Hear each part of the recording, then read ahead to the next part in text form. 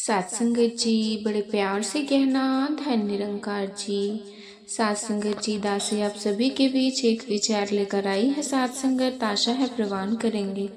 सात संगत जी अगर आप मेरे चैनल पर नए हैं तो चैनल को सब्सक्राइब करना ना भूलें और साथ ही कमेंट बॉक्स में धन निरंकार जी जरूर लिखें। सात संगत जी बड़े प्यार से कहना जी धन निरंकार जी। सात संगत जी बहुत समय पहले की बात है। सात संगत एक छोटे से गांव में एक सीधा साधा लड़का रहता था। सात संगत नाम था सात संगत। रुपेश उम्र रही होगी कोई 17 साल। सात संगत चेहरा मेहनत से तपे हुए।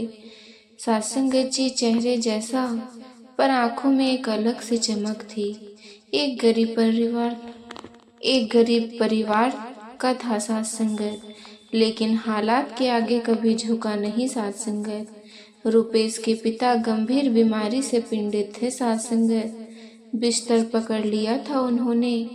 माँ खेतों में मजदूरी करके जो कुछ मिल जाता था उससे दाल रोटी का जुगाड़ करती थी। सात संगत घर की दीवारें पुरानी थी, छत से बारिश टपकती थी। सात संगत और जमीन पर टूटी चटाइयाँ। सात संगत यही था उनका संसार।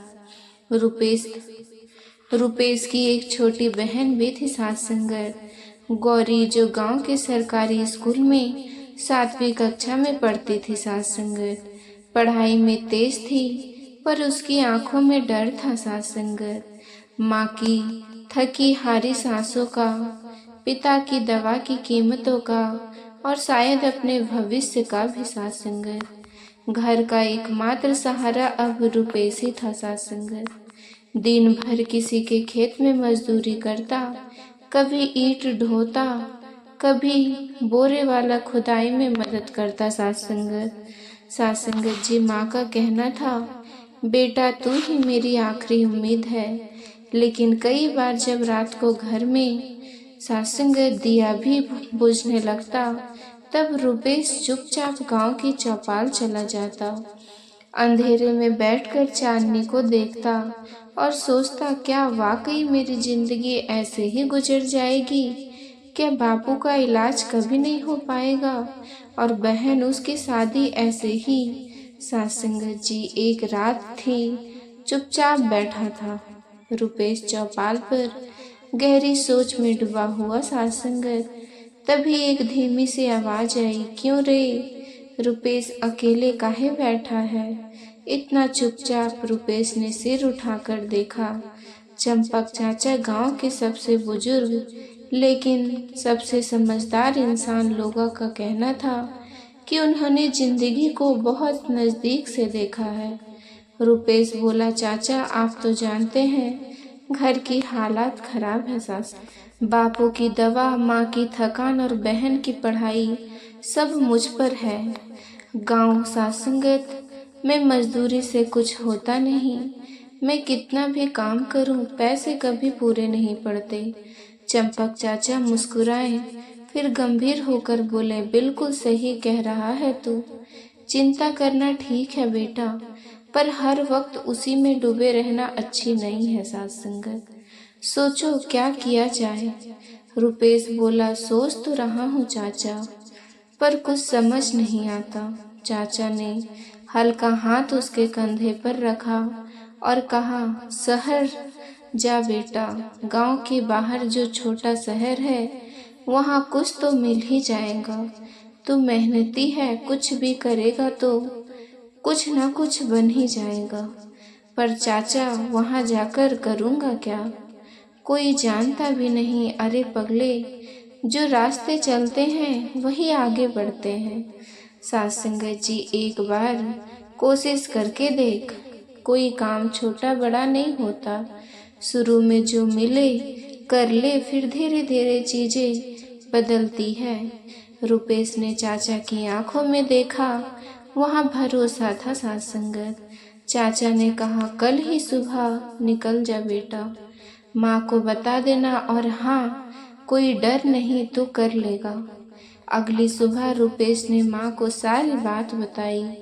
माँ चुप रही कुछ पल। सात संगत फिर हाथ जोड़कर बोली, जा बेटा, तू ही मेरी उम्मीद है, जो भी करेगा परिवार के लिए ही करेगा। मेरा आशीर्वाद हमेशा तेरे साथ है। गौरी ने भी चुपचाप उसे देखा, आंखों में सवाल और आशा दोनों साथ संग गए। रुपेश ने पुरानी सी एक पोटली बांधी, माँ के बनाए 2 सूखे पराठे रखे और पैदल ही निकल पड़ा साथ संगत उस छोटे शहर की ओर। शहर कोई बहुत बड़ा नहीं था, लेकिन गांव से तो कई गुना तेज था। लोग जल्दी चलते, बातें करते साथ संगत।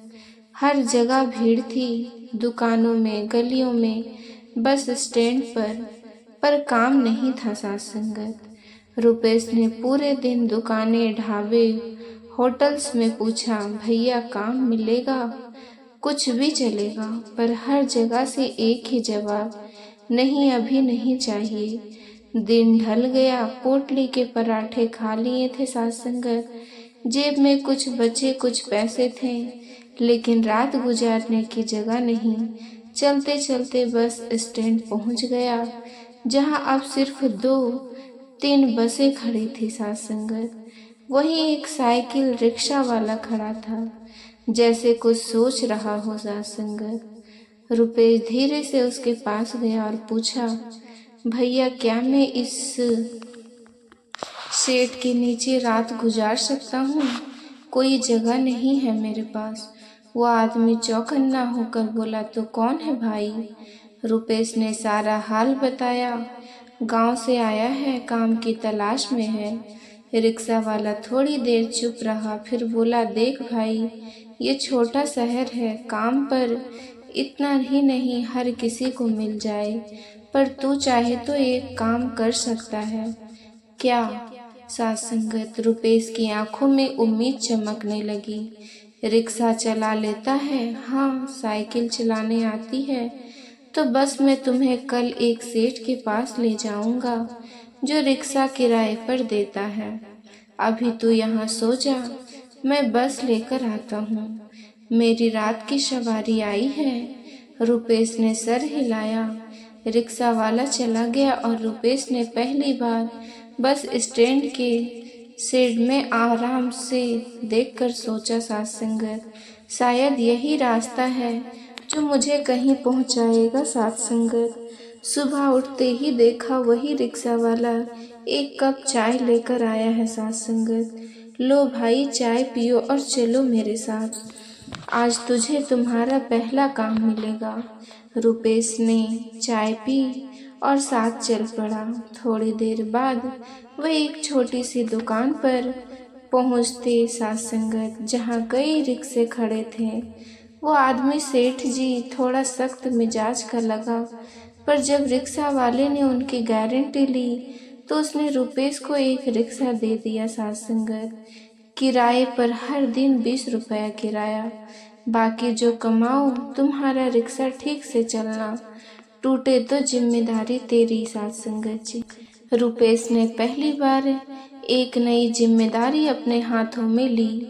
उस दिन से रुपेश अब एक रिक्शा चालक बन गया साथ संगत। दिन भर शहर में सवारी ढूंढता, छोटे बड़े रास्ते से होता हुआ लोगों को उनके गंतव्य पर पहुंचाता साथ संगत। रात को वहीं रिक्शा उसकी नींद का बिस्तर बनता। ना कोई शिकायत, ना कोई बहाना, बस मेहनत, ईमानदारी और उम्मीद का रास्ता। अब कुछ हफ्ते हो चुके थे साथ संगत जी। रुपेश शहर में रिक्शा चला रहा था, दिन भर पसीने से भीगता और रात को वही बस स्टैंड का शेड और उसकी रिक्शा ही बिस्तर बन जाती। साथ संगत जी, हर सुबह उठना, बस स्टैंड के पास लगे नल से नहाना, वही 2 जोड़ी कपड़े, एक पहनना और एक धोकर सुखाना, दिन भर काम, फिर रिक्शा का किराया चुकाकर साथ संगत जो कुछ बचता, थोड़ा अपने लिए, थोड़ा घर भेजने के लिए। गांव से कोई आता तो उनके हाथे पैसे माँ को भिजवा देता। अब उसके भीतर थोड़ा आत्मविश्वास आने लगा।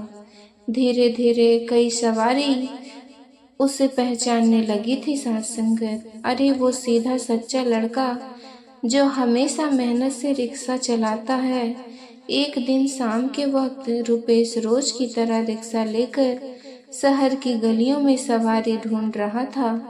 अचानक से उसे एक परिचित चेहरा बस स्टैंड पर दिखा। सात संगत गांव का ही एक आदमी जो किसी काम से शहर आया था।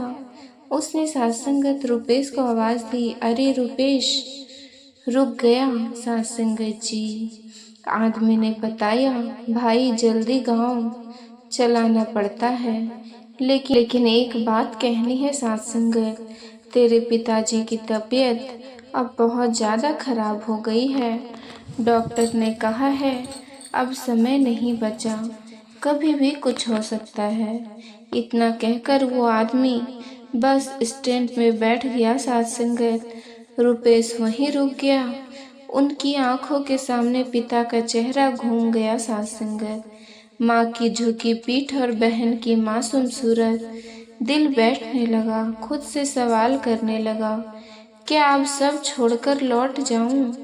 लेकिन अभी तो कमाना शुरू किया है, इलाज कैसे होगा फिर?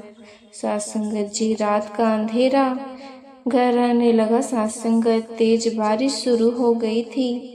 बस स्टैंड पर भीड़ छट चुकी थी। सात संगत जी वो रवाना भाई जो रात को सात संगत काम करता था आज नहीं आया था।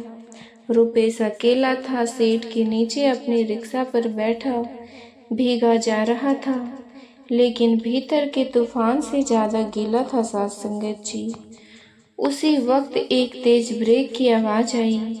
एक बस स्टैंड पर रुकी बस। एक आदमी उतरा, हाथ में बैग था और तेजी से भागते हुए बोला, भाई ओ भाई जल्दी आओ, भीग जाऊंगा, मुझे अस्पताल जाना है। रुपेश फौरन अपनी रिक्शा लेकर दौड़ा और उस आदमी को बैठाया। बारिश में भीगते हुए फिसलन भरी सड़कों से होता हुआ रुपेश पूरे जोर से पैडल मारता रहा। आदमी बार बार घड़ी देखता बेचैन था। अस्पताल पहुंचते ही वो आदमी फौरन भागा। सात संगत कहा, मेरे बेटे का ऑपरेशन है, सिर्फ यही 4 मिनट बचे थे। सात संगत नहीं पहुंचता तो सब खत्म हो जाता। कुछ देर बाद वही आदमी बाहर आया। सात संगत सांसें तेज थी, हाथ में पानी की बोतल और एक लिफाफा। सात संगत उसने रुपेश को पैसे दिए और कहा, तुमने मेरी जिंदगी की सबसे कीमती चीज आज तूने बचा ली। सात संगत जी अगर तू समय पर ना पहुंचाते तो मेरा बेटा आज जिंदा ना होता। सात संगत जी रुपेश की आंखों में अपने पिता का चेहरा फिर घूम गया। आंखें भीग गई, शब्द नहीं निकले। वो आदमी रुक गया, गौर से देखा और पूछा, तुम्हारी आंखें नम क्यों है? सात संगत जी रुपेश ने धीमी आवाज में सब कुछ बता दिया। मैं गांव से हूँ, घर की हालात खराब है, पिता बीमार है, माँ खेतों में मजदूरी करती है, मैं रिक्शा चलाकर घर चलाता हूँ। सात संगत आदमी कुछ देर चुप रहा, फिर बोला, तुम सचमुच बहुत ईमानदार और मेहनती हो। मेरा नाम है विनोद अग्रवाल, यही इसी शहर मेरी कपड़े की दुकान है। आज मैं बड़े शहर से पैसा लाया था अपने बेटे का ऑपरेशन के लिए। तुम ना होते तो मैं नहीं जानता क्या होता। मैं तुम्हारी मदद जरूर करूँगा। कल सुबह मेरी दुकान पर आ जाना, मैं तुम्हें एक नौकरी दूंगा, पक्की नौकरी। सात संगत जी काम छोटा होगा पर भविष्य बड़ा बनेगा। फिर उसने एक कागज पर पता लिखा और कहा, ये लो पता, सुबह आ जाना, आज तुम मेरे लिए फरिश्ता बनकर आए हो। अगली सुबह रुपेश उस पते पर पहुंचता। एक शानदार कपड़े की बड़ी दुकान, जितनी बड़ी दुकान सात संगत उसने कभी गांव में नहीं देखी। अंदर गया तो देखा विनोद जी काउंटर पर बैठे थे। वो मुस्कुराए, आ गए बेटा, बैठो पानी पियो। सात संगत रुपेश थोड़ा हिचका, फिर धीरे से बोला, सेठ जी जो काम आप कहें मैं करूँगा, बस सच्चे मन से मेहनत करूँगा। सेठ ने कहा, देखो रुपेश, काम बहुत आसान है।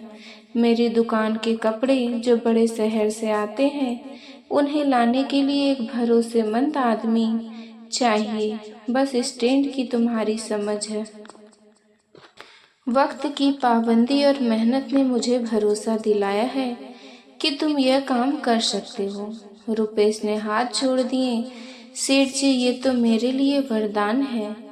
विनोद जी बोले, सैलरी कम होगी शुरू में, लेकिन काम सच्चे मन से करना, और हफ्ते में एक छुट्टी होगी साथ संगत।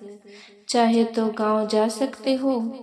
रुपेश ने रिक्शा किराए पर देने वाले सेठ को रिक्शा लौटा दिया। साथ संगत, सेठ जी आपका बहुत धन्यवाद।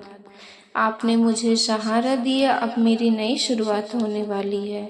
अब वो सेठ विनोद अग्रवाल के लिए बड़े शहर से कपड़े के बंडल लाता। साथ संगत, समय पर दुकान पहुंचता। धीरे धीरे सेठ को उस पर विश्वास हो गया। साथ संगत, कभी कभी उसे दुकान में भी बैठने को कहा। साथ संगत जी, काम के साथ सीखने की ललक भी रुपेश में थी। साथ संगत, कपड़े के नाम, रेट, फैब्रिक की पहचान सब सीखने लगा।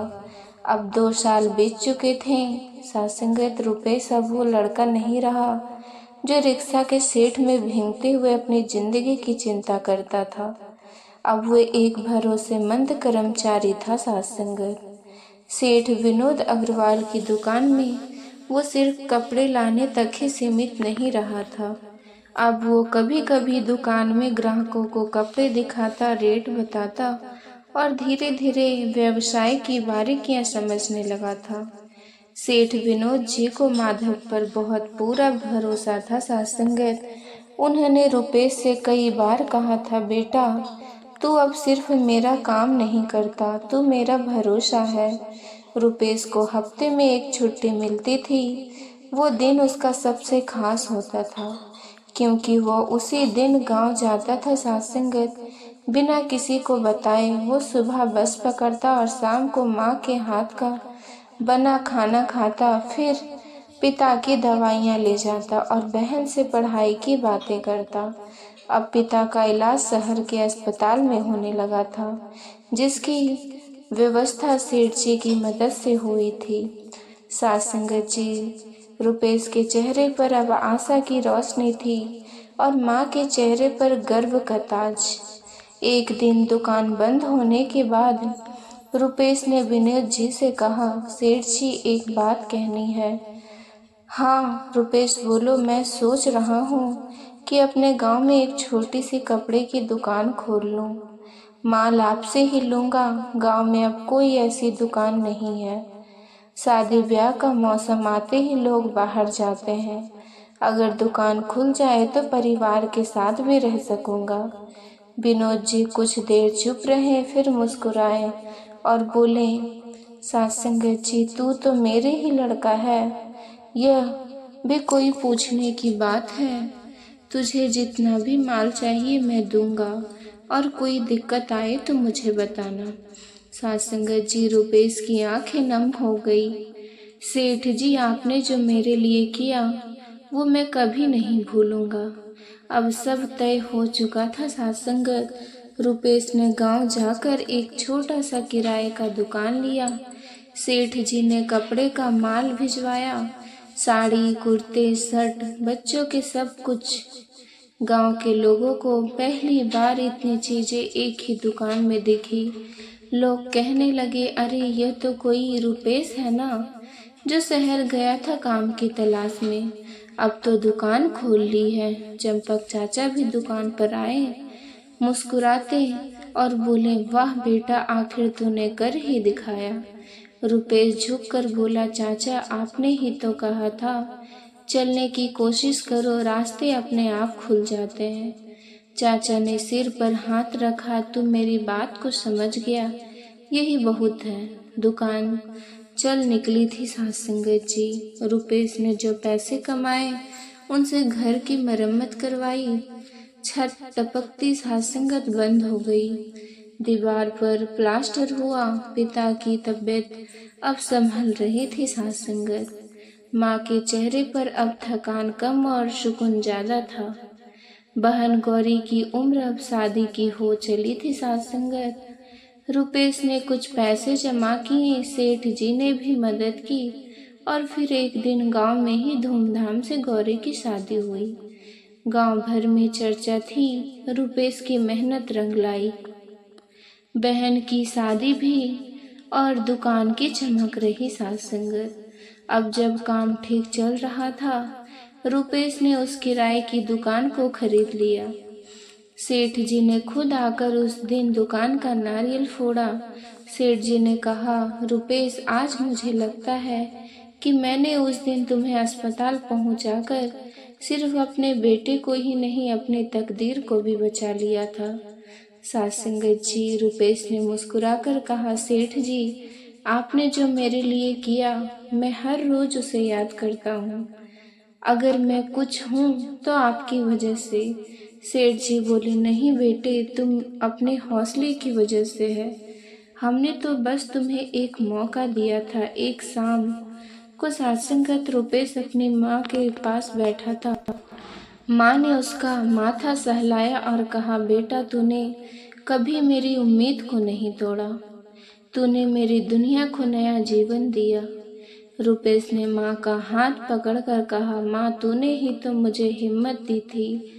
तेरी आशीर्वाद के बिना तो मैं आज भी उस चौपाल पर बैठा होता, परेशान होकर। माँ की आंखों में आंसू थे साथ संगत, लेकिन वो आंसू अब दुख के नहीं, गर्व और संतोष के थे साथ संगत। साथ संगत, रुपेश की कहानी हमें यह सिखाती है कि हालात चाहे जितनी भी मुश्किल क्यों ना हो, अगर इरादे मजबूत हो और दिल में परिवार के लिए कुछ करने का जज्बा हो, तो हर रात के बाद नई सुबह जरूर आती है साथ संगत। मेहनत कभी बेकार नहीं जाती। जो व्यक्ति ईमानदारी और संघर्ष से आगे बढ़ता है, किस्मत भी एक दिन उसी के दरवाजे पर दस्तक देती है। साथ संगत जी, अगर आप जी को ये कहानी दिल को छू गई हो साथ संगत, तो चैनल को सब्सक्राइब करना ना भूलें साथ संगत।